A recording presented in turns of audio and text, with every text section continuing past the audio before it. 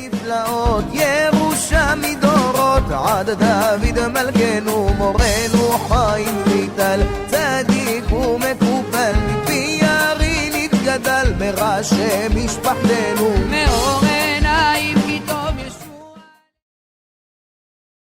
Avec la même sous père je pense que ça va être le dernier cours avant les attachés des grandes vacances. Je pense, peut-être qu'il y aura après en verra. D'accord, j'ai lu hier une très belle histoire, et ça va être le fil conducteur du shiur de ce soir.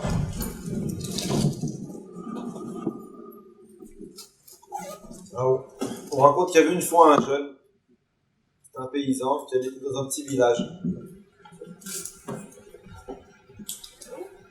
Et dans son village, il s'ennuyait. Il trouvait comme quoi sa vie elle était monotone. Il trouvait comme quoi sa vie elle était ordinaire, répétitif. Il était triste. Et de la fenêtre de sa chambre, il voyait la grande ville. Il voyait là-bas les gens bouger. Il voyait les grands magasins. Il voyait l'activité. Et il était persuadé comme quoi la vraie vie elle se passe là-bas. Et il s'est mis dans la tête, parce que tout est dans la tête, que le bonheur en fait il se trouvait pas dans sa vie, mais le bonheur il se trouvait dans la grande ville. Alors il s'est mis comme objectif de déménager et d'aller dans la grande ville. Alors il a travaillé jour et nuit, il a ramassé de l'argent, et avec le peu d'argent qu'il avait, il a pris son courage à deux mains, il a quitté sa ville. Il a quitté son village. Il est arrivé dans la grande ville. Alors, les premières semaines où il est arrivé dans la grande ville, les premiers mois où il est arrivé, c'était excitant pour lui, c'était nouveau. Il voyait pour la première fois de sa vie du monde. Il découvrait les grands magasins, il découvrait les restaurants.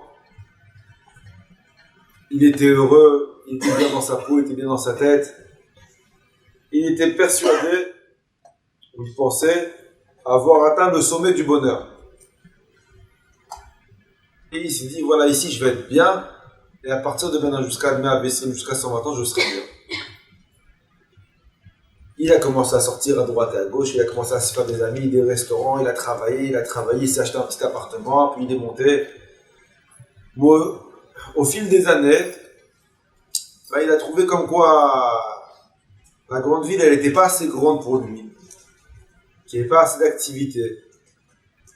Malheureusement, ça devenait monotone parce que tout devient monotone. Et que sa vie devenait répétitive. Et là où il était sûr d'avoir trouvé le bonheur, en fait, ça se trouvait comme quoi c'était un leurre. Et pareil, il a retrouvé sa vie ordinaire. Et de la fenêtre de son appartement, il voyait une autre ville. Plus grande. Plus de monde. Plus d'activités, plus de restaurants, plus de grands magasins. Il était persuadé comme quoi le vrai bonheur il était là-bas. Et dans sa tête, mais c'est là-bas où les gens ils s'éclatent.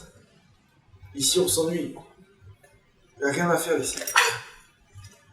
Alors certes par rapport à mon village c'est déjà beaucoup mieux. Mais c'est monotone, c'est répétitif, on fait vite le tour de la ville. Il était persuadé comme quoi la vraie vie elle se passait là-bas. Qui s'est mis dans la tête comme objectif qu'il fallait qu'il travaille jour et nuit pour avoir de l'argent et quitter sa ville. C'est ce qu'il a fait. Il a travaillé jour et nuit pour quitter la ville. Et il est parti dans la nouvelle grande ville. Et là-bas, pareil, au début, il s'est éclaté. Il a dit, voilà, j'ai atteint le summum du bonheur. J'ai atteint ce qu'une personne peut rêver sur Terre. Il y a du monde, il y a de l'activité, il y a des restaurants, il y a des garçons, il y a des filles. C'est le rêve. Et les premiers mois où il est arrivé dans sa nouvelle ville, il était au top. Il était bien. Mais les années, ils sont passées. Et c'est devenu monotone. Et c'est devenu répétitif. C'est devenu ordinaire. Il a commencé encore à s'ennuyer.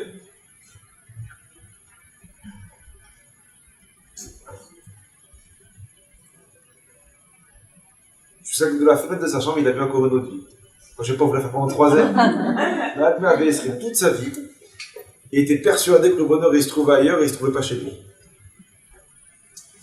Jusqu'à la fin, il a entendu parler d'un village. Il a dit, ça fait longtemps. Mais qu'est-ce qui se passe là-bas? Il dit, écoute, là-bas, il n'y a pas beaucoup de voitures. Il n'y a pas Hidalgo. Il n'y a pas d'embouteillage. Et certes, il n'y a pas des grands magasins, mais il y a des paysages que tu verras jamais dans ta vie. Et les gens, ils sont chaleureux, ils font pas la tête. Ils disent bonjour avec un sourire. Ça vaut le coup d'y aller. Et il était persuadé comme quoi le bonheur il se trouvait là-bas. En fait, ça se trouvait comme quoi c'était son petit village. Qu'il a quitté quand il avait 18 ans. Parce qu'il n'était pas heureux.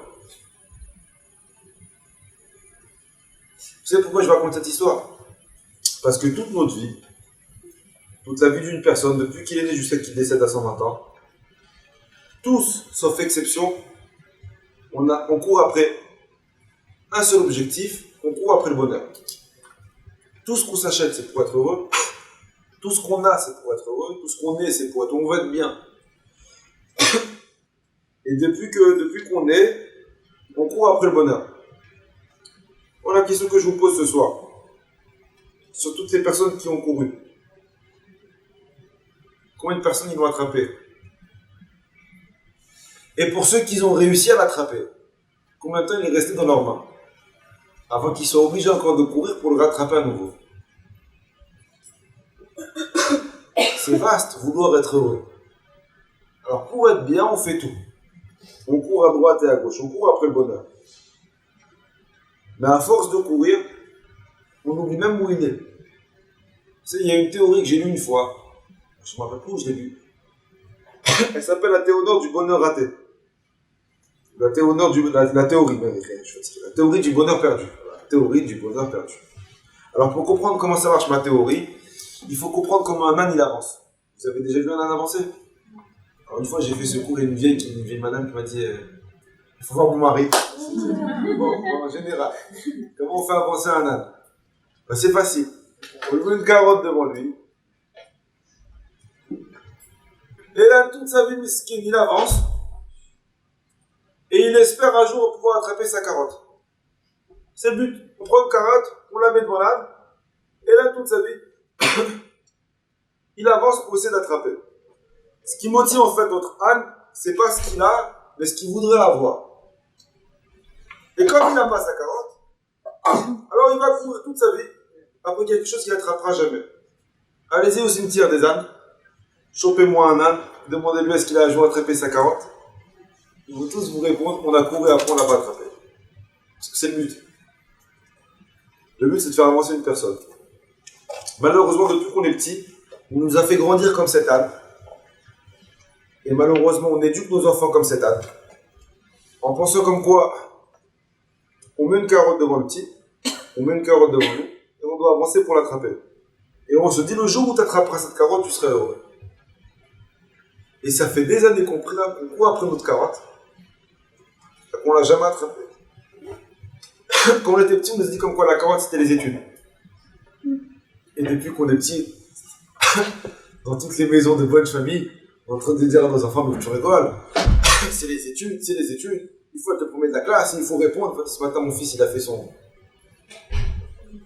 Oui, il a encore classe, le prof, c'est le seul qui est là. Jusqu'au 14 juillet. Donc, ce matin, il avait un signe, il a fini à Parashat Lech Lecha. Donc, il y avait toute sa classe et mon fils était avec eux. Mais il faut voir la concurrence qu'il y a. Depuis qu'ils sont petits, ils mettent la barre, tac!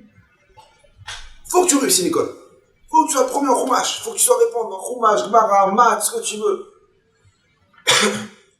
Et on va le féliciter par rapport au nombre de réponses par rapport au nombre de bonnes réponses qu'il va donner. Depuis qu'on est petit, on nous a mis une carotte devant nous, c'était les études. Et on nous a persuadés, et puis après avec le temps, on s'est persuadé comme quoi le jour où on attrapera cette carotte, on va dire que c'est le bac, hein. Le jour où tu l'attraperas, tu verras, tu seras heureux. Donc on a bossé pendant 15 ans. 15 ans, on a bossé, on a eu le bac. Ceux qui ont, moi je l'ai fait. Ceux qui ont eu le bac, voilà. Allez voir le soir où ils ont eu le bac. Leur nom, bon, cette année, ça va être balagan parce qu'ils font des manifestations. Quand son nom, il est affiché. On voit la joie qu'il a à ses yeux. Ça fait 15 ans qu'il travaille, miskin. Ça fait 15 ans qu'il est à l'école pour ça. 15 ans pour une carotte. Ça veut dire qu'il maintenant, qu'est-ce qu'il va faire avec le bac? Mais dans sa tête, il a atteint le grade. Il est heureux. Sa vie, elle est réussie. Sa vie, elle est accomplie. Maintenant, il va vivre. pas crier pour les dames. J'ai peur de. T'as pas compris. Tu m'as fait peur de faire la fois. Bon, vous dire que maintenant il va être heureux. Maintenant il a atteint le truc. Il va faire la fête. Il va sortir un soir. Il va sortir 2 soirs. Il va être heureux. Il va dire à tout le monde, j'ai eu la mention bac S. Ok, t'arrêtes. Combien de temps le forêt va durer? 1 semaine. 2 semaines. Mahmirim 1 mois. Après en septembre, il faut trouver un truc à faire. Donc déjà en septembre, ta carotte, elle a été remplacée. Ta carotte de 18 ans. C'est ça. Elle a été remplacée par une nouvelle carotte. On a dit, écoute, un bac sans carrière, ça sert strictement à rien. Donc maintenant, il faut une carrière. Donc on recommence encore les études, on va travailler. Hop, on se met encore un nouvel objectif. Tu sais quoi? Là, c'était pas vraiment la vraie carotte. Atteindre un nouvel objectif, et une carrière, et un travail, et un poste, et là, tu vas être heureux. Et là, le gars, il va travailler pendant 3 ans, pendant 4 ans, il va courir, il va passer des nuits à travailler, mais là, c'est l'allergie. Allergie. Pollen. Merci. Et il va travailler encore pendant 3-4 ans et il va se forcer, il va se priver de sorties, ni cours de Torah. À chaque fois que tu l'appelles, je peux pas, je dois bosser. Il va avoir ses examens. On va dire qu'il va devenir qui ce qu'il doit être. Je sais pas. Il va être heureux. Ouais. 1 semaine. 2 semaines. 1 mois. Bah, après, il n'est pas marié. Alors, même s'il est médecin, même s'il est ce que tu veux, mais s'il n'est pas marié, avec qui il va partager son savoir. Il a travaillé, ça fait 23 ans, mais le mec qui partage avec quelqu'un, c'est Wikipédia. Il a appris pendant des années. Il faut qu'il partage. Donc là, c'est parti. Il faut qu'il se marie à la recherche de la femme perdue. Et là encore, une nouvelle carotte devant nous. Il va chercher. Et il sort à droite, et il sort à gauche. À la fin, il a trouvé le jour du mariage. Tu vas le voir, il est heureux. Et il pense que sa vie, elle a accompli. Combien de temps ça va durer? Mais il n'y a pas d'enfant. Après, il n'a pas de maison. Après, il n'a pas de montre. Après, il n'a pas de voiture. Après, ses enfants, ils n'ont pas de travail. Après, ses enfants, ils n'ont pas fini leur étude. Et après, en fait, toute la vie qu'il a galéré, il en revient encore avec ses gosses. Je vous pose une question. Vous connaissez beaucoup de personnes qui ont attrapé le bonheur et qui l'ont gardé? Moi, la majorité des personnes que je connais, et moi en particulier tout le monde, on est là en train de courir après lui. Mais peu de personnes ils l'ont attrapé vraiment. On a passé en fait beaucoup plus de temps à courir après le bonheur qu'à être heureux. Je répète ma phrase. On a passé beaucoup plus de temps à courir après le bonheur qu'à être heureux. Et la question que je vous pose ce soir, c'est une question que vous devez repartir avec. Maintenant, on change de théorie. Pourquoi au lieu de courir après quelque chose qu'on n'a pas, on ne se réjouit pas de ce qu'on a? Pourquoi ce qui nous motive à chaque fois à être heureux, c'est ce qu'on n'a pas? C'est dans tous les domaines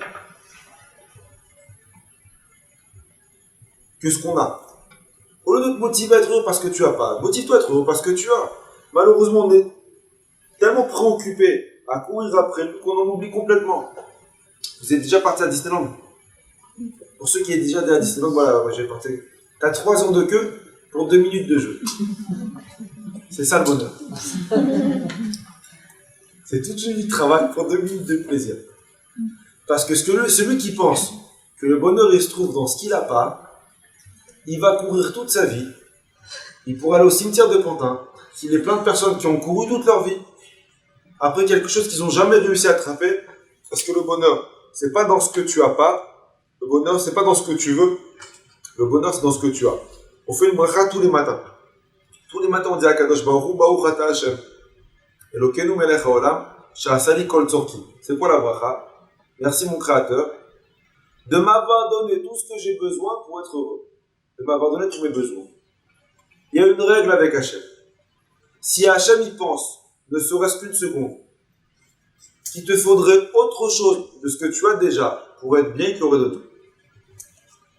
Akadosh Baruch Hu donne à la personne ce qu'il a besoin pour le servir. De la même façon qu'un général, il est obligé de fournir les armes à son soldat, Akadosh Baruch Hu, il est obligé de nous donner tout ce qu'on a besoin pour être bien. Ça veut dire qu'à l'heure où je vous parle aujourd'hui, tout ce que tu as, tout ce que tu es, c'est ce que tu as besoin pour être bien. Alors bien sûr que dans la vie, il faut être ambitieux. Bien sûr que dans la vie, il faut vouloir plus. mais chas v'shalom, de courir après ce que tu as, au lieu de te réjouir, de courir après ce que tu as pas, au lieu de te réjouir de ce que tu as. On passe notre vie entière, et je vous vais mettre l'année elle est finie. On est déjà à moitié de juillet, on part en vacances dans pas longtemps. Regardez comment cette année elle est passée vite. Rien que par rapport au fait, on passe, dans semaine, on passe de Shabbat en Shabbat. D'accord? On passe de Shabbat en Shabbat. Ensuite, il y a eu les fêtes. C'est passé à 2 minutes. On s'en rend pas compte, mais c'est passé super vite. Mais ce qui est malheureux, c'est que toutes les années, elles passent vite. Et qu'à chaque fois qu'on parle avec des personnes, cette année, mais elle est passée trop vite. On est déjà en juillet. Et dans l'hôtel, bah ça va, on va se reposer en août. Combien de temps ça va durer? Ça passe très vite. Le temps, il passe. Je crois que le temps, il va t'attendre, que monsieur, madame, il va commencer à dire, je profite de ma vie. Les années, elles filent. Nos enfants, ils grandissent. Nos parents, ils vieillissent. C'est ça qu'il faut penser. Ça passe. J'adore mon père. Vous savez ça, je vous l'ai dit. je le vois rarement. Je le vois une fois tous les 2-3 mois. Je le voyais hier, bon, bah, avec toute la force. Je vois son corps, moi, là, il est âgé. Je ne sais pas son âge. Je le voyais chez lui, la vie. On a beau dire ce que tu veux. Il voyage à droite et à gauche, il retourne le monde. Je le voyais hier. Je me suis dit, mince, la vie. Et je me disais que quand mon fils, il me voit, il se dit pareil. Mon fils, il doit se voir, il me dit, mince, il ne court pas comme avant, il est plus neuf, il sourit moins qu'avant. Le temps, il passe. Je suis où, moi, dans le temps? On est tellement stressé qu'on ne vit plus. Mais l'année, elle passe dans le... Bémet, hein. Faites un bilan de conscience. Un bilan de l'année qui est passée. L'année, elle est finie.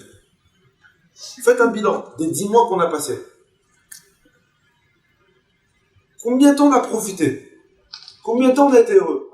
Combien de temps on a été au top? Au max de notre forme. On a passé l'année à stresser, l'année à regretter, on stresse pour le futur, on regrette le passé, et le présent il passe à côté. Béhémet, c'est pas des phrases, je suis pas quelqu'un de... Moi je suis pas ni shakespearien, mais ça passe à une allure phénoménale. Et au lieu de profiter de tout ce qui se passe, on vit en fait à côté de notre vie. Les gens ils profitent plus de rien. Vous voyez pas qu'on filme tout? Mais c'est la plus grande preuve qui existe qu'on profite plus de rien. Les gens, ils sont scotchés avec leur téléphone, ils filment tout. Tout ce qui se passe, ils filment. On filme nos gosses, on filme des mariages, on filme des mariages. Même les Brit Milot. Ah, si t'as une Brit Milot, tu penses que ça dépend de sa voix. Tout le monde y fait la Brit Milot. Vous avez déjà vu un mec, il faut vraiment s'ennuyer. Et si c'est encore c'est ton fils, et dans le cas où vraiment t'as rien à faire, tu vas voir comment ils ont coupé la Brit Milot à ton fils. Mais en général, un étranger, t'as déjà vu quelqu'un qui dit tiens, je revois la Brit Milot de David? Personne, mais pourquoi tout le monde filme?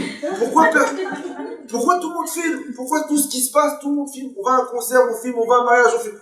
Tout le monde filme. Vous savez c'est quoi le problème? Parce que comme on est conscient qu'on profite plus du présent, et que notre vie c'est des souvenirs, alors on profite pour avoir des beaux souvenirs. On prévoit de l'avenir, on a raté le présent pour les souvenirs du passé. C'est tendu quand même. Oh, y'a plus rien. Ils sont tous là avec leur téléphone en train de filmer, mais pause. Non. Là, je profite pas maintenant parce que j'ai pas la tête. Plus tard, j'irai mieux, plus tard, je regarderai. Mais plus tard, t'iras pas mieux parce que plus tard, ce sera le présent, mais de maintenant. On profite quand? On est là en train de courir toute notre vie après quelque chose qu'on n'attrapera jamais. Parce que la simcha, la joie, le bonheur, ce que tu veux, c'est pas dans ce que tu as pas. C'est dans ce que tu as. L'exemple type de la personne qui avait tout, qui n'était pas heureux, c'est la paracha de cette semaine. La paracha s'appelle la paracha de Korach. La Torah nous dit que Korach, c'était une personne qui était extrêmement, on était à l'époque du désert, Korach c'était une personne qui était le cousin de Moshe Rabbeinu. Korach il était extrêmement riche. Le Midrash il était tellement riche qu'il avait des centaines d'ânes pour porter les clés de ses coffres. Il était multimilliardaire. Korach n'était pas seulement riche. Korach c'était un très grand tzaddik. Korach, il portait l'arche de l'alliance. Il portait le Haron. Qui portait le Haron? Rien que le Kohen Gadol, quand il rentrait dans la pièce, là où il y avait le Haron, il devait être saint. Imagine-toi la personne qui portait le Haron, la boucha qu'il devait avoir. Il était riche. Il était tzaddik. Il avait une femme. Il avait des gosses. Il avait des élèves. Tout le monde parlait que de lui. Korach, il avait, sur le papier, Korach, il avait tout pour être heureux. Korach, il avait tout pour être au top. Il a tout. Tu prends son CV, il a tout. Il n'y a pas un truc qu'il n'a pas. Marié, il est marié. Il est en bonne santé. L'argent, il est milliardaire. Il a une femme magnifique. Il a des gosses magnifiques. C'est un tzaddik. Qu'est-ce que tu veux de mieux? Et la Torah nous enseigne cette semaine que malgré tous les avantages que Korach il avait dans sa vie, malgré sa femme, malgré ses enfants, et malgré son travail, et malgré sa richesse, et malgré qu'il était tzaddik, Korach c'était un insatisfait de la vie. Il voulait plus. Il voulait plus. Il regardait pas ce qu'il avait. Il regardait ce qu'il avait pas. Alors il s'est dit, c'est vrai comme quoi, je suis un tzaddik, je porte le Haron, mais je suis pas Kohen Gadol. Pourquoi c'est Haron le Kohen et pas moi? Et Korach, la paracha cette semaine, elle nous raconte qu'il a motivé tout Am Israël contre Moshe Rabbeinu. Bon, et à la fin, il est mort. À la fin, il est mort, il a tout perdu. Il n'a jamais eu ce qu'il voulait, et il a perdu ce qu'il avait. Et c'est en règle générale, le jaloux, sa punition, c'est quoi? C'est pas Hachem qui punit le jaloux. Le jaloux, il se punit lui-même. Le jaloux, à la fin, il n'aura pas ce qu'il voulait avoir, et ce qu'il a, il le perdra. Et la Torah nous dit, mais comment ça se fait que Korach, avec toute sa tzaddik, avec toute sa chokhma, avec toute sa richesse, avec tous les avantages qu'il avait, comment Korach il a fini comme ça? Il y a une règle. Une personne qui passe sa vie à regarder la vie des autres au lieu de regarder sa propre vie, il ne sera jamais heureux. Si tu passes ton temps à regarder ce que l'autre il a, ce que l'autre il est, au lieu de regarder ce que toi tu as, non seulement ce que l'autre il aura, tu l'auras pas, mais ce que tu as, tu finiras par le perdre. La Mishnah dans Avot, elle nous dit, Ezeu Ashir, à sa mère Bechelko, aux yeux d'Hachem, c'est quoi un homme riche? Comment Hachem, c'est quoi un homme riche? La Gemara dit, Ezeu Ashir, c'est quoi un homme riche? Une personne qui regarde ce qu'il a. Il y a une autre personne qui avait le même problème que Korach, que tout le monde connaît, c'est aussi Haman. Chaque fois pendant la période de Pourim, il me choque. Il est président. Il a de l'argent. Et on dit comme quoi Haman, il a trouvé. Haman et Korach, ils sont reliés. Que les deux, ils ont trouvé le trésor de Yosef Hatzadik, c'est pour ça qu'ils étaient riches. Haman, il était riche. Il avait une femme. Il avait des gosses. Il avait le kavod. Tout le monde se procédait devant lui. Quand Haman marchait dans la rue, tout le monde se procédait devant Haman. Un jour, il rentre chez lui, il était énervé. Sa femme lui dit, qu'est-ce que t'as, chérie? Qu'est-ce que t'as? T'as de l'argent, t'as le kavod, t'as le pouvoir, t'as tout pour être bien. Qu'est-ce qu'il dit à Haman? Vecholze, et tout ce que j'ai, enenu choveli, ça n'a pas de goût dans la bouche. Ça n'a pas de goût. Elle dit, pourquoi t'as tout? Mais les gens, ils rêveraient d'avoir un millième de ce que tu as. Les gens, ils rêveraient d'avoir ta situation. Pourquoi t'es pas bien, toi? Vecholze, enenu choveli. Et tout ça, ça vaut pas la peine quand je vois que Mordechai, il se prosterne pas devant moi. Mais viens, on réfléchit rationnellement. T'as des millions de juifs qui se prosternent devant toi. Il y en a un qui se prosterne pas devant toi. Et alors? Qu'est-ce que tu regardes ce que tu as pas? Regarde ce que tu as. Haman, c'est comme Korach. Les deux, ils avaient tout pour être bien. Les deux, ils avaient leur vie magnifique. Les deux, ils avaient... Mais au lieu de regarder ce qu'ils avaient, au lieu de se réjouir de ce qu'ils avaient, ils couraient après ce qu'ils n'avaient pas. Alors pourquoi je vous dis tout ça? Alors maintenant, je commence mon vrai cours. Malheureusement, j'ai remarqué, moi le premier, on a tous un petit peu de Korach en nous. On a tous un petit peu de Haman en nous. Regardez les gosses, à Hanouka, ou n'importe quelle période, on va dire à Hanouka, c'est la période où on offre des cadeaux. Tu vas offrir le cadeau au plus grand, d'accord? Ou on s'en fout, tu vas offrir le cadeau au plus grand. Il va être comme un fou, il va arriver, il va arracher ce papier, il va sortir le cadeau, il va dire mais quel cadeau, merci papa, mais c'est le meilleur cadeau, mais je vais bien maintenant avec. Il y a une règle.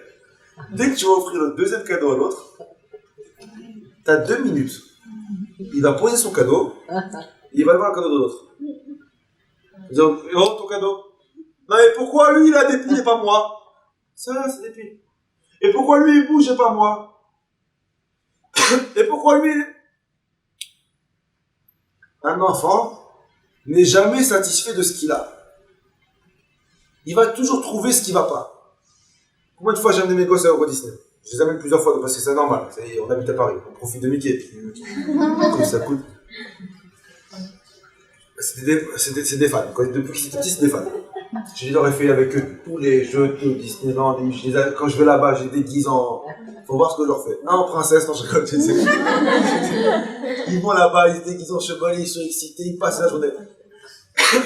La journée, elle me coûte 300 € minimum. Parce que là, on est 5. Minimum. T'as les 2 parcs, minimum. Je suis gentil. Tu vas là-bas, t'attends 3 heures dans chaque jeu, pour 2 minutes de kiff. Tu fais la jeu, et ils sont toujours là. On n'a pas fait celui-là. On n'a pas fait ce jeu maintenant au bout de 5 heures. T'as pas voulu. Maintenant, je veux te prendre. Mais je suis pas le seul parce que ça me rassure. Tous les parents à Disneyland, pensez à mon Brit Milote qu'on filme et à Disneyland. À Disneyland, t'as tous les pères en général parce qu'ils foutraient toute l'année. Mais quand ils voient Disneyland, ils veulent faire les papas idéal et on s'occupe de nos enfants. Tu vois tous les pères au départ, à l'entrée, pour rentrer dans le parc, tout le monde dit ça va chez lui, tu vas pas, on va kiffer. On voit les mêmes têtes à la sortie. Je vais là-bas que pour voir les têtes à la sortie. Ils sont comme ça. On rentre maintenant. On rentre. Il ne peut pas crier, il y a du monde. Il ne peut pas frapper, il ne peut pas, il y a du monde. Je vais démonter à la maison. Il est que ça. Il a son paquet de cigarettes, il a avec sa chérie. J'en peux plus. Et alors l'autre, mais c'est toute l'année comme ça. Ça va aller, ça va, il faut de la patience. Je vais le démonter. Je vais les voir à la sortie du parc, tout le monde s'excite. Prends un gosse, demande-lui à la fin du parc, est-ce que tu as kiffé ta journée? Soit il va dire on n'a pas fait tel jeu, soit on n'a pas fait tel jeu, on n'a pas vu la parade, on n'a pas vu la parade de minuit, on n'a pas vu la parade de 10 heures. Mais tu verras jamais un gosse dire j'ai adoré. Il va toujours voir ce qui ne va pas. Mais maître, vous allez rigoler, mais vous savez ce qu'on est en train d'éduquer? Les futurs rachkouf. Vous savez c'est quoi un rachkouf? Vous avez entendu parler de ce mot? Non. C'est tunisien, c'est marocain, je sais pas c'est quoi. Un rachlouf. Définition du rachlouf dans le dictionnaire Larousse. C'est une personne qui passe sa vie à regarder ce que les autres disent. Et Blaïna, les rachloufim chez nous les juifs, ça manque pas. Et on est en train d'éduquer une génération de rachlouf. Depuis qu'ils sont petits. Il n'y a rien qui va. Les adultes, vous pensez qu'on est mieux? Je prends l'exemple d'une fille, je pourrais prendre l'exemple des garçons pareils. Il y a des rachloufotes, il y a des rachloufas experts. Elles vont passer leur vie à regarder ce que l'autre ils ont. Quelle bague son fiancé veut acheter. Dans quelle salle elle s'est mariée. Quelle robe elle porte. Quel sac elle a. Et toute quelle... Tu rentres dans un monde de matériel, quelles vacances elle est partie.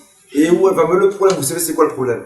C'est que du moment où tu regardes la bague de l'autre, mais ta bague à toi, elle devient toute petite. Elle perd tout son éclat. Tu dis mince. Alors de là tu dis ah mais ça me tombe, je suis trop contente. Attends. Et là elle rentre à la maison, on a déjà dans la voiture, on regarde sa bague. Maintenant le mari mesquin, il sait qu'il va prendre ici. Dans tous les cas il en prend. Il regarde sa bague, hop, elle rentre ici. Du moment où tu regardes ce que l'autre il a, ce que tu as c'est bien petit ou inexistant. Pareil dans tout. Du moment où tu regardes le sac de l'autre, ton sac à toi il devient démodé. Du moment où tu vois la salle de l'autre où elle s'est mariée, ta salle elle devient moche. Du moment où tu vois la tête de l'autre avec qui elle sort, ton mari il devient pas beau. Mais c'est tout pareil. On est dans une... Et le problème c'est quoi? C'est que les réseaux sociaux, ils sont en train de faire des rachlouf 2.0. Ah ça, quand ils ont inventé ce mot, ils n'ont pas pensé aux réseaux sociaux. Mais tu rentres dans un monde, les gens malheureusement, ils passent leur vie à espionner la vie des autres.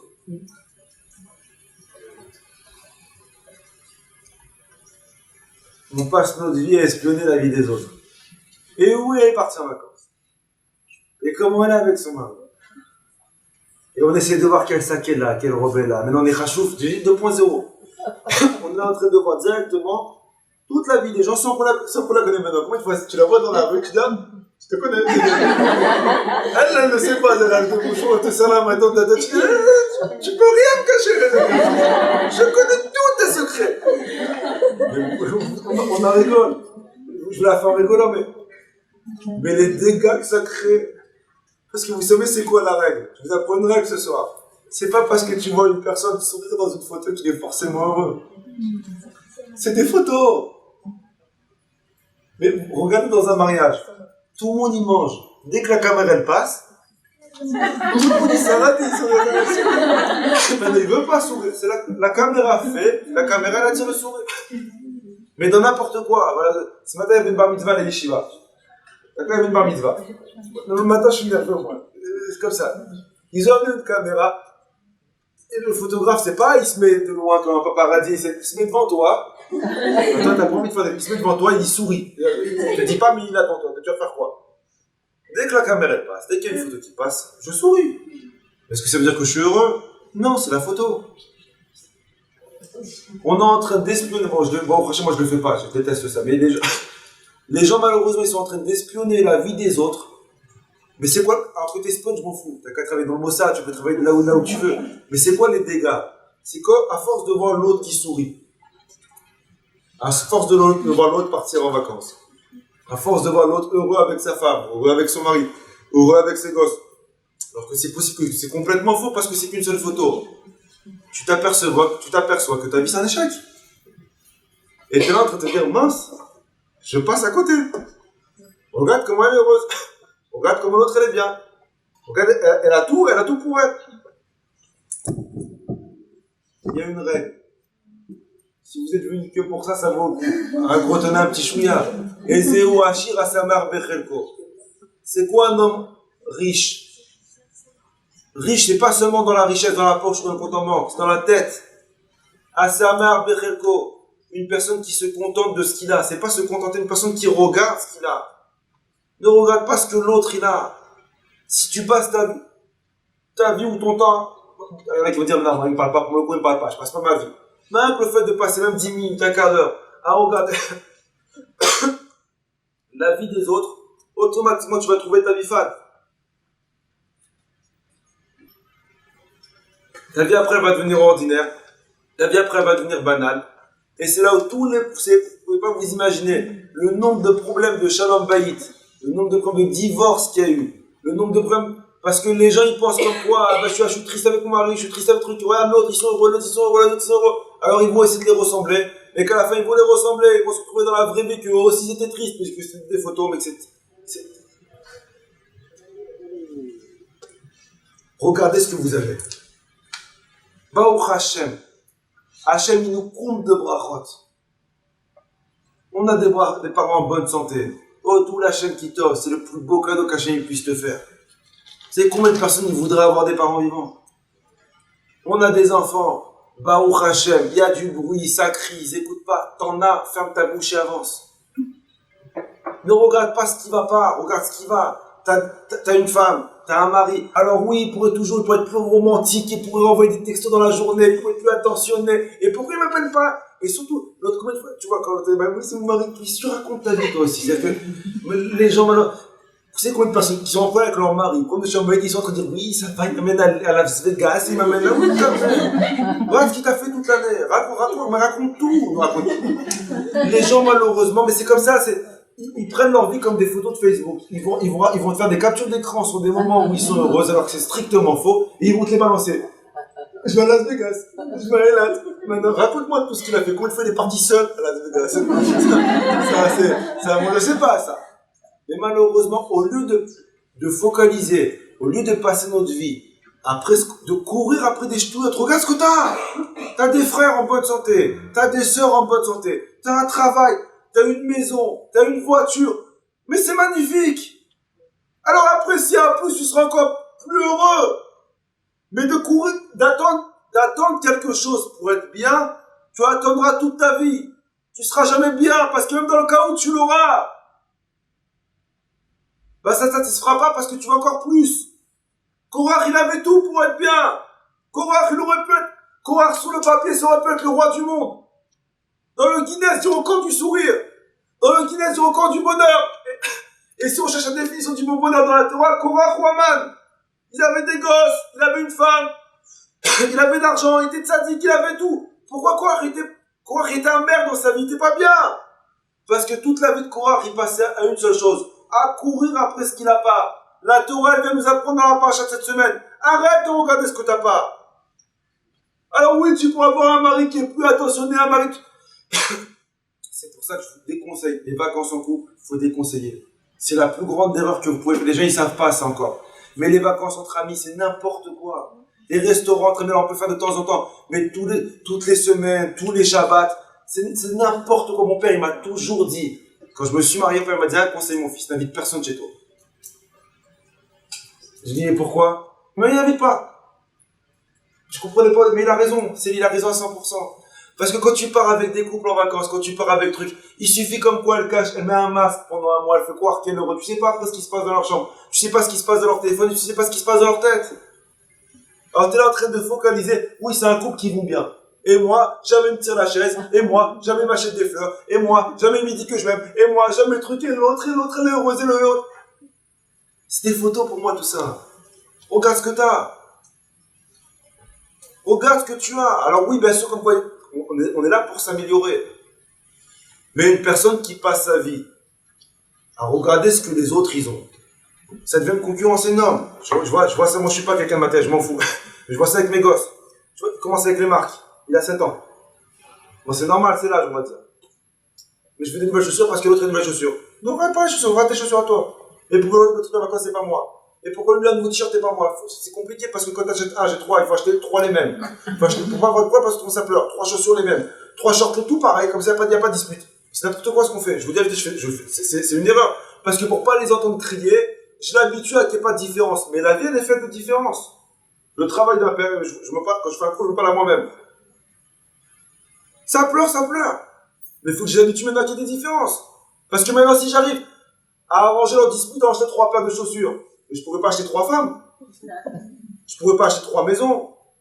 Ils n'auront pas les 3 la même situation. Mais la vie, elle est faite de différences. Il n'y a pas d'état communiste. Il y en a un qui réussit, un qui réussit moins. Et pourtant, l'autre, il travaille plus que... La vie, elle est faite comme ça. Il y en a qui ont du mazal, il y en a qui n'ont pas du mazal. Il y en a qui ont la bracha, il y en a qui n'ont pas la bracha. Mais de vouloir la bracha de l'autre, de vouloir le mazal de l'autre, t'es pas né avec sa bracha. T'es pas né avec son mazal. Tu sais pourquoi? Parce que t'es pas né avec ses problèmes. Souvent, on regarde les mazals de l'autre. On regarde la bracha de l'autre. Mais tu regardes ses problèmes qu'il a? Tu crois qu'il va te détailler ses problèmes, qu'il ne détaille pas tout ça. Mais sache que s'il a tout ça, c'est qu'il y a Kadosh Baruch Hu, il y a toujours un équilibre qui va avec. La Torah, elle vient nous apprendre. Arrête de regarder ce que tu as pas. Ne regarde pas les autres. Bon, il y a une règle. Avance. Ne regarde pas ni à droite ni à gauche. Tu avances. Ni où ils vont en vacances, ni quel sac ils ont, ni quelle montre ils ont, ni quel mariage ils ont, ni on s'en fout. Moi, j'avance. Et une personne qui avance, il arrivera. Il arrivera à réussir sa vie. Mais une personne qui essaye de calquer sa vie par rapport à la vie des autres, et parce que tout le monde part en vacances à Eilat, il faut aller à Eilat, ou parce que maintenant c'est la mode, tout le monde a la montre comme ça, il faut la montre comme ça, tout le monde a les chaussures comme ça. Vous êtes des moutons. Arrêtez de suivre le mouvement. C'est pas parce qu'il a une belle montre. On vous vend du papier. Mais maintenant, depuis que je suis petit, je le sais, ça c'est pas. Tu prends tous les journaux, et moi, je les vois pas passer août. Mais quand tu prends les journaux tu vois les acteurs, tout ça, les actrices, tu les vois, les gars là, tout ça, tu les vois, ils ont les sourires, etc. Tu penses qu'ils sont heureux vraiment? Sans papier, ils sourient tous. Mais dans la vraie vie, pourquoi tout le monde se drogue? Pourquoi tout le monde se drogue? Pourquoi tout le monde se défonce à chaque fois avec l'alcool? Parce que sur la photo, il sourit, mais dans sa tête, il est pas bien.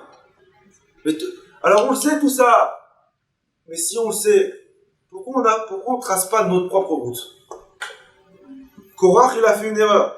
C'est que Korach, il voulait calquer sa vie par rapport à la vie de Aaron.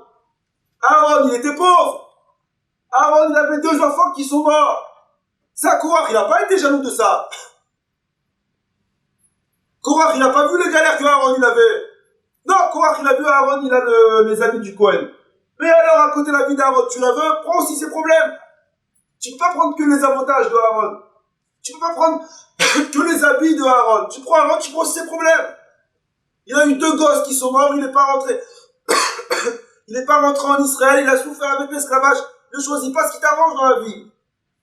C'est facile de prendre des parties de la vie de quelqu'un et de dire, tiens, lui il est bien, lui il est heureux. Ben, à force de voir la réussite d'un autre, tu trouves que ta vie c'est un échec. Et vous savez c'est quoi le problème? C'est que moi je lis dans les têtes des gens, malheureusement, à force de parler avec vous, ce qui se passe dans la tête, c'est que si maintenant je fais aujourd'hui un QCM et je distribue des feuilles sans écrire les noms, j'écris note, combien tu notes? Note à ta vie. Si on pouvait noter ta vie jusqu'à présent, combien tu lui mets à ta vie? Je ne connais pas l'optimisme beaucoup qui vont mettre 20. Hein. Soit émettre, note ta vie. Combien tu penses que tu dois avoir? Alors, comme on a dit, écoute, on va mettre à 12, 13, pour le marmirim, les 14. Viens, je te revois en décembre et je te redonne la même feuille. Ou quand il fait un peu froid et tes trucs, il n'y a pas de vacances, parce que vous avez la tête des vacances. En décembre ou en janvier. Et il n'y a rien, tu sais, pendant 6 mois comme ça, et tiens, note. Il va qu'on est tous au-dessus de la moyenne. Tous au-dessus de la moyenne. Tous. Avec des notes. Si on se notait nous, c'est catastrophique. Parce que c'est quoi le problème? Comme Korach. On a beau tout avoir. On regarde jamais ce qu'on a. On regarde toujours ce qu'on n'a pas. Et on court comme de la même façon que pour faire avancer un âne. On lui met une carotte devant lui. On lui dit le jour où tu vas l'attraper, tu seras heureux. Et ben depuis qu'on est petit, on a une carotte devant nous. Et c'est les études, et c'est le mariage, et c'est les enfants, et c'est la carrière, et c'est la maison. Et on court, on passe notre vie à courir après quelque chose qu'on n'attrapera jamais. Je vous raconte un midrash. C'est très beau. C'est écrit que quand Akadosh Baruch Hu, il a créé le monde, c'est écrit dans la Torah, Shnei Meorot Agdolim, les 2 grands luminaires, le soleil et la lune. Et le Midrash dit comme quoi, quand Hachem il a créé le monde, il a créé le soleil, comme on l'a maintenant, il a créé la lune qui avait la même force que le soleil. La lune elle est éclairée comme le soleil. Un Midrash. Et le Midrash dit comme quoi, la lune elle est venue voir Hachem, et la lune elle a dit à Kadosh Baruch Hu, Hachem, on ne peut pas les 2 éclairer. On ne peut pas les 2 avoir la même force. Diminue le soleil. Mais il faut faire quelque chose. Il ne peut pas y avoir 2 rois. Akadosh Baruch Hu, il a dit à la lune, t'arrives pas à être heureuse de la réussite de ton ami, alors tu vas être dépendante de lui. Et la Torah nous dit après, Hachem a créé les 2 luminaires, et après Hachem a dit, le grand luminaire et le petit luminaire. Pourquoi Akadosh Baruch Hu a diminué la lune? Le Midrash te dit, Hachem il a diminué la force de la lune, il n'a pas seulement diminué, Hachem il a fait en sorte que la lune elle soit dépendante du soleil, parce que quand Hachem il a vu que la lune elle n'était pas satisfaite de ce qu'elle avait, non seulement elle a perdu, ce qu'elle voulait elle l'a pas eu, mais ce qu'elle avait elle a perdu. Et vient le Midrash t'apprendre, de la même façon qu'une personne, que la lune, qui n'a pas été satisfaite de ce qu'elle avait, elle a tout perdu, un homme ou une femme qui n'est pas heureux, qui n'est pas satisfait, qui passe pas sa vie à remercier Hachem, on ne remercie pas assez Hachem. Et je vous le répète à chaque fois, mais c'est que des paroles, c'est pas le cœur, on n'a pas les tripes, mais combien on doit remercier Hachem pour tout ce qu'il nous donne jour et nuit, pour la santé, on arrive à marcher, on arrive à parler, c'est pas des détails. Malheureusement, seulement quand on a mal à la tête, qu'on apprécie toutes les fois, on n'a pas eu mal à la tête. Mais combien on doit remercier Hachem pour les enfants en bonne santé, combien on doit remercier Hachem pour nos parents, pour nos frères, pour nos sœurs, pour le travail qu'on a, pour la vie qu'on a. On a une belle vie. On a une belle vie. Vous savez combien de personnes ils supplieraient Hachem ou ils seraient prêts à payer pour avoir notre vie. Baruch Hachem, on est là. Et au lieu de le remercier toute notre vie et de le gratifier, de nous dire Hachem combien je t'aime et combien t'es bon, on passe notre vie à regarder ce que l'autre il a. Et pourquoi l'autre il est bien. Et pourquoi lui il a une plus belle montre que moi. Et pourquoi lui il a un nouveau sac. Et pourquoi lui il part en vacances. Mais qu'est-ce que tu regardes ce que l'autre il a? Est-ce que tu connais les problèmes de l'autre? Est-ce que tu sais ce qui souffre l'autre? Ou est-ce que tu sais ce qui va souffrir? Tu sais pas. N'échange pas ta vie pour aucune vie au monde. Appréciez ce que vous avez.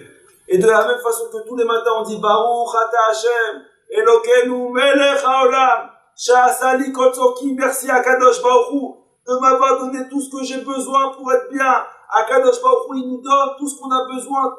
Tout Akadosh Baruch Hu, il s'occupe de nous. Remercie sur ce que tu as, au lieu de te plaindre de ce que tu n'as pas. Et le jour où une personne, elle arrivera à avoir ce qu'il a, il arrivera à avoir sa femme, il arrivera à avoir ses gosses, il arrivera à aller à la maison le Shabbat, et dire à Kadosh Baruch Hu, merci pour ce que j'ai. Alors oui, je voudrais plus, mais merci, je suis bien comme je suis. Alors j'ai des vacances, j'ai de l'argent pour aller en vacances, j'ai pas d'argent pour aller en vacances, j'ai de l'argent pour une montre, j'ai pas d'argent pour une montre. C'est des détails. Bémet, Mechila, vous pensez que c'est l'argent qui fait le bonheur?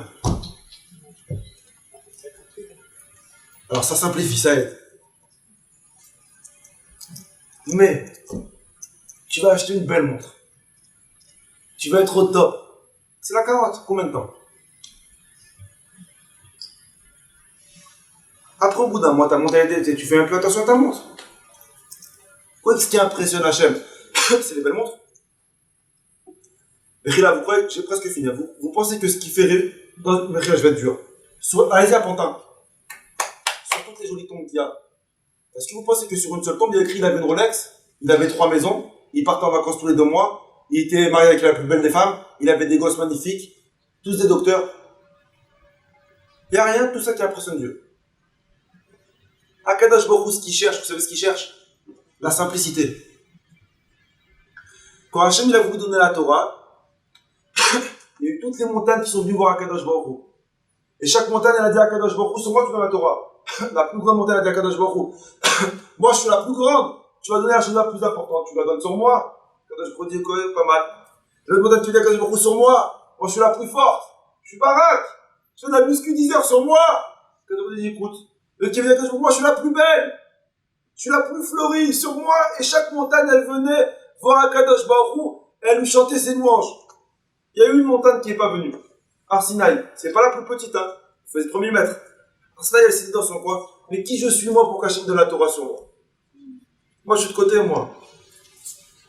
Quand Akadosh Baruch Hu, il a vu Arsinaï, Akadosh Baruch Hu, il dit sur elle, je donne la Torah. Pourquoi? C'est pas la plus grande. C'est pas la plus forte. C'est pas la plus belle. Mais Hachem, il n'aime pas les grandes bouches. Hachem, il est simple. Il aime la simplicité. Hachem, il est simple parce qu'il s'occupe de nous. Il n'y a pas plus simple que ça. Quand on dort, il nous surveille. Quand on mange, il nous surveille. Quand il est simple. C'est pas le caveau d'un roi de surveiller ce que nous on fait ou ce qu'on dit ou ce qu'on pense. Akadosh Baruch Hu, il est simple. Et une personne Akadosh Baruch Hu qui est simple, il aime les gens simples. Vous pensez comme quoi, ce qui impressionne Akadosh Baruch Hu, ce qui fait la réussite d'un homme, vous pensez que c'est la montre qu'il a au poignet? Vous pensez que c'est la réussite d'une personne? C'est dans laquelle voiture il roule? Ou la réussite d'un homme, dans quel appartement il habite? Combien de mètres carrés il fait son appartement? Vous croyez que c'est ça qui fait le bonheur? Mais il a beau avoir le plus grand appartement du quartier, mais si sa famille qui vit à l'intérieur, ils sont tristes, mais son appartement il sert à rien. S'il est divorcé, ou si sa femme elle le trompe, ou s'il trompe sa femme, ou si les gosses sont pas à la maison, à quoi il lui sert son appartement?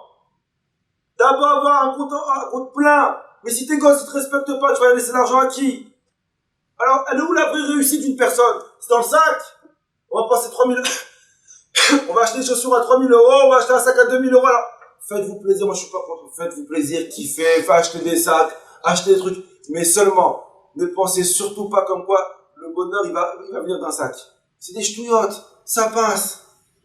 Il sera démodé dans un an ton sac, tu vas essayer de le revendre sur le bon coin ou sur Vestiaire Collectif ou je sais pas sur quel truc. Il sera démodé ton sac. Ton bonheur, le bonheur d'une personne, c'est ses parents. C'est sa femme, c'est son mari, c'est ses enfants. C'est dans les détails de la vie. Dans ce qu'on bâcle toute la vie, c'est ça qui donne le bonheur. C'est ça qui donne le vrai bonheur. Le vrai. Vous pensez que c'est l'argent que vous allez recevoir ou le truc? C'est des bêtises tout ça. Akadosh Baruch Hu, il sait comme quoi la valeur ce qui donne de la valeur à une personne au ciel. C'est pas combien d'argent il a dans la banque. Ni quel titre on lui met dans sa plaque. La valeur d'une personne aux yeux d'Hachem, c'est combien de temps il passe avec ses gosses. Combien de temps il va jouer avec ses gosses? Combien de temps il va discuter avec sa femme? Combien de temps il va aller voir ses parents? Combien de recettes il va faire? Combien de malades il va aller visiter? Combien de téléphones il va faire pour des gens qui sont pas trop le moral? C'est ça qui impressionne Hachem. C'est ni ton argent, ni tes sacs, ni rien. C'est des ch'touillottes pour acheter tout ça. Ça, c'est des moyens de combler ton manque. Mais la réussite d'une personne, c'est la bracha que je vous fais, comme les Bezrat Hashem. Quand vous arrivez à un certain âge, moi je vois que mon père, sa bracha, elle marche. Quand on passe Pessah avec mon père Blaina, et qu'il a tous ses enfants autour de lui, tous ses petits-enfants, dans sa tête, lui, mon père et ma mère, ils sont les deux à côté, et ils nous regardent, et ils parlent pas, mais je les vois, avec un sourire. On a réussi. Alors on a réussi. Vous pensez que ce qui fait la réussite de mon père, c'est ses synagogues?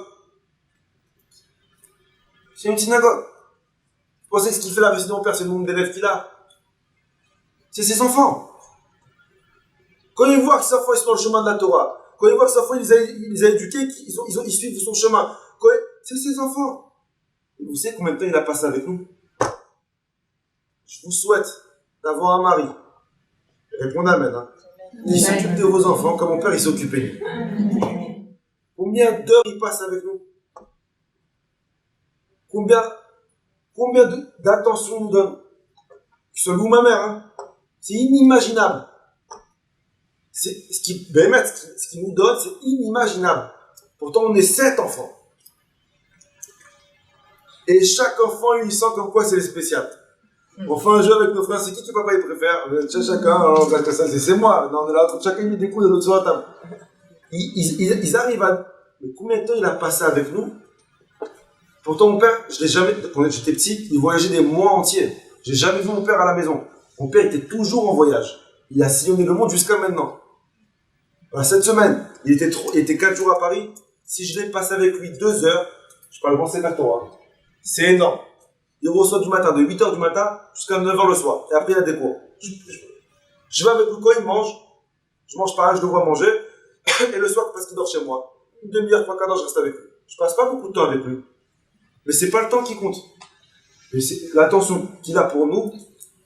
J'arrive pas à donner moi à mes gosses alors que je ferai mes journées.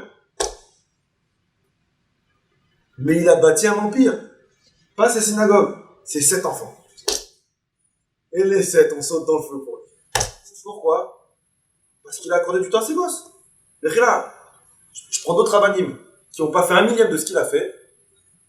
J'en suis sûr qu'ils n'ont pas le rapport j'en suis sûr et certain qu'ils n'ont pas 1/1000 du rapport qu'on a avec nos parents. Parce qu'il a réussi à investir dans le vrai. Ici, comme quoi la réussite d'une personne, c'est pas ce que tu as, mais ce que tu es. Travaillez sur le Hémet.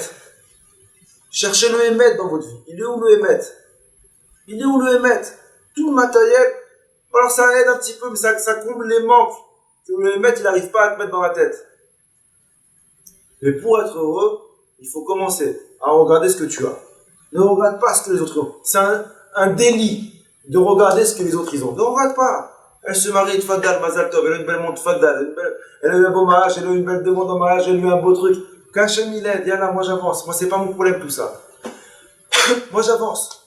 Moi j'avance dans la vie. Une fois j'ai entendu comme quoi je parlais avec 3 garçons. Non, c'est des filles là, c'est pas moi, je voulais pas moi. Ma femme elle faisait cours avec des filles. Et je voulais pas donner de nom. Et puis ils ont commencé à raconter chacune leur demande en mariage. Il y avait 3 filles. 2 ils ont une demande en mariage moyenne, une demande en mariage extravagante. Ça veut dire un truc mahaboul, un hélicoptère, elle a eu un truc dans les films. Et c'est quoi le problème? C'est que les 2 ils étaient tout contents de dire alors comme ma femme elle est rentrée dans un restaurant, elle a invité ses copains, ses trucs, il y avait un truc, il y avait tout un truc, il y avait des cœurs, c'est mignon, et toi l'autre, et moi l'autre, on est parti sur la plage, c'était mignon. L'autre elle s'est tue, il me dit et toi? Elle dit moi, il est venu chercher un hélicoptère. Les 2 autres, qu'est-ce qu'ils ont dû se dire? Elle était nulle ma demande en mariage. Elle était moche. Et on regarde sa bague. Elle est toute petite, regarde l'autre.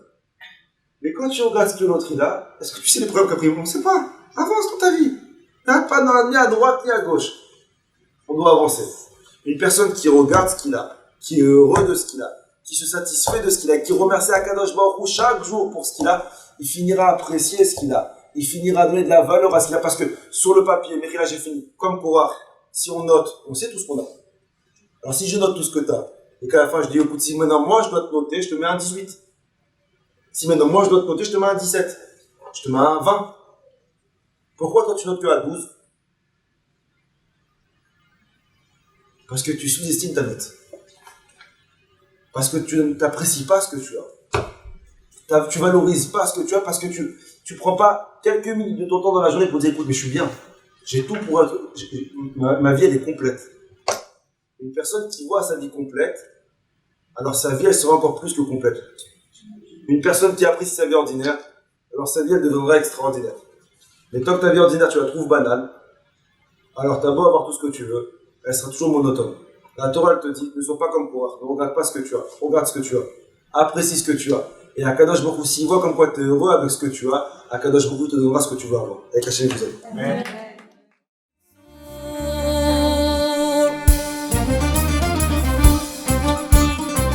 احنا جايين من كل مكان للصويرة زينة البلدان نزورو ونرجع فرحان كالضبيل وللهيل ولا حوض السلاح وطوم حيلة نضربو شوفار هاد الليلة احنا جايين من كل مكان للصويرة زينة البلدان نزورو ونرجع فرحان